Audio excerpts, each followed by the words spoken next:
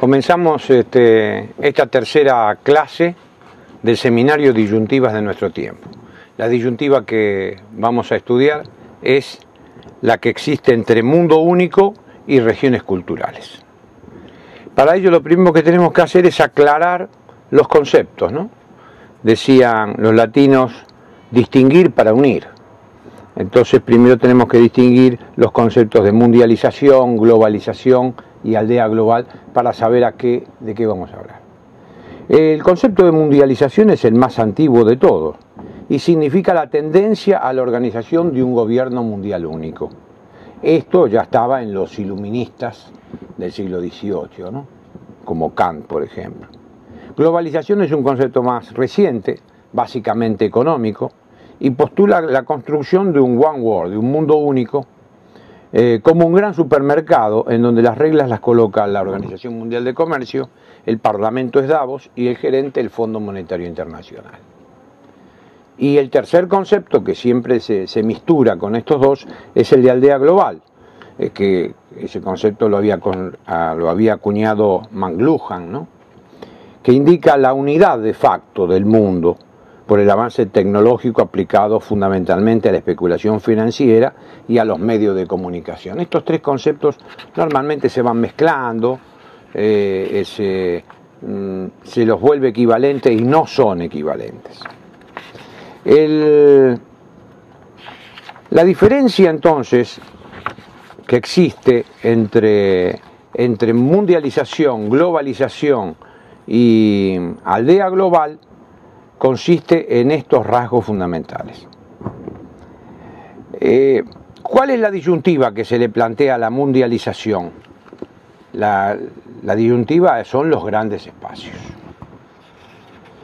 Sobre los grandes espacios también se ha hablado desde hace rato, ¿no? Los antecedentes remotos, por ejemplo, de lo que era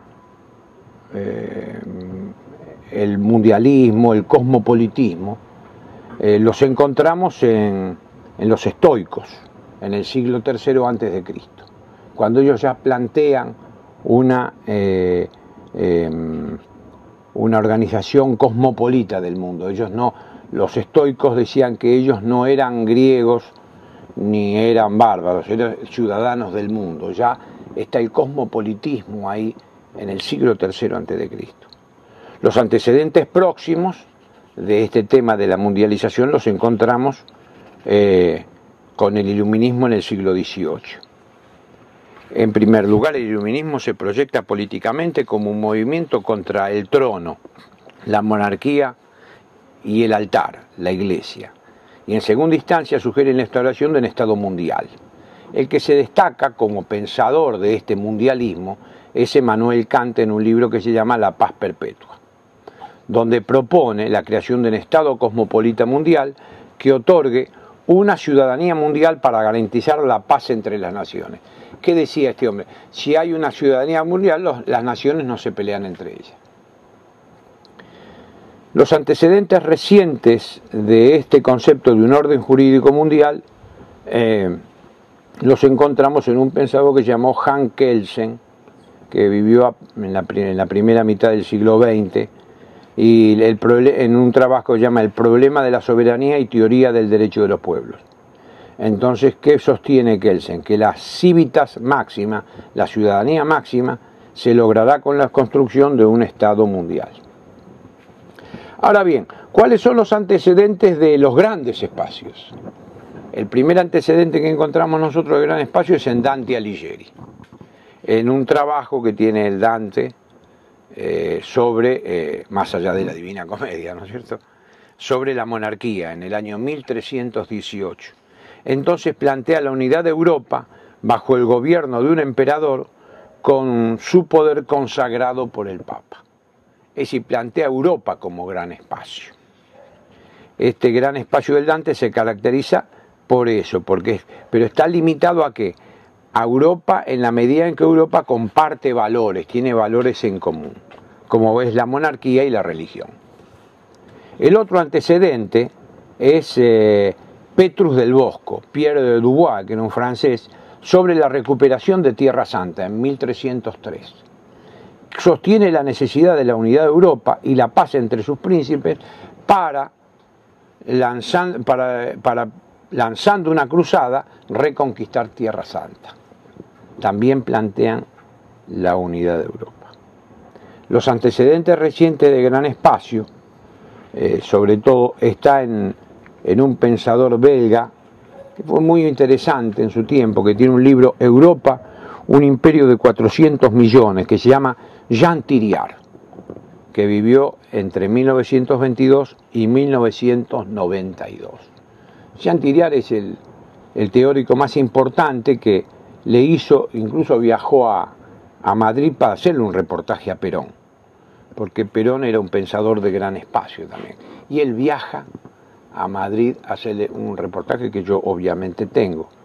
Entonces él crea un movimiento que se llama Jeune Europe, Joven Europa, y este movimiento después tiene una cantidad de secuencias en todo lo que es el pensamiento europeo que se opone al mayo del 68, ¿no? Bueno, Jean Thiriart plantea la Europa de los pueblos. Hay nociones, respecto del tema del gran espacio, hay nociones divergentes. Por ejemplo, el marxismo, a través de Samir Amir, que es un gran pensador egipcio, que vive en Francia, plantea que la socialización unificadora del mundo y la globalización socialista con un parlamento mundial va a permitir la instauración de una democracia en todo el mundo. Otros, como la Alemania de Hitler, el Japón imperial o el Brasil de Río Branco, plantean los grandes espacios en función de la expansión del Estado-Nación. Es decir, Alemania plantea el Großraum, el gran espacio, porque en función del engrandecimiento del Estado-Nación.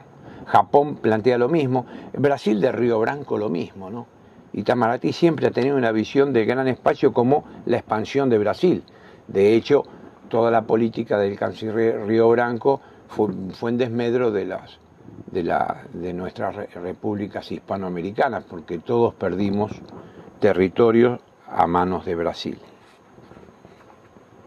Finalmente tenemos a quienes consideran la observación de grandes espacios como unidades, como un paso para diferenciarse.